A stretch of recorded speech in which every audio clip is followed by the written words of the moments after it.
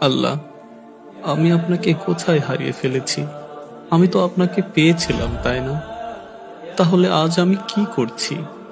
আপনার জন্যই তো আমি দুনিয়ার মোহ ত্যাগ করতে চেয়েছিলাম।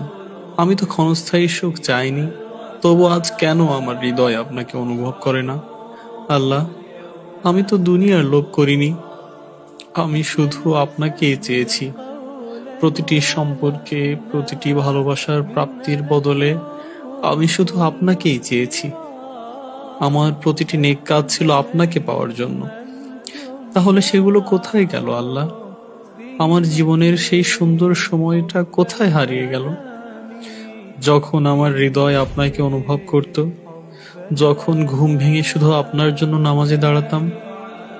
আর আজ জেগে থেকেও আপনাকে স্মরণ করি না। এটা আমার কি হয়ে গেল? আমি কিভাবে আপনার ভালোবাসা ভুলে গেছি? আমি কিভাবে এত দূরে সরে গেছি?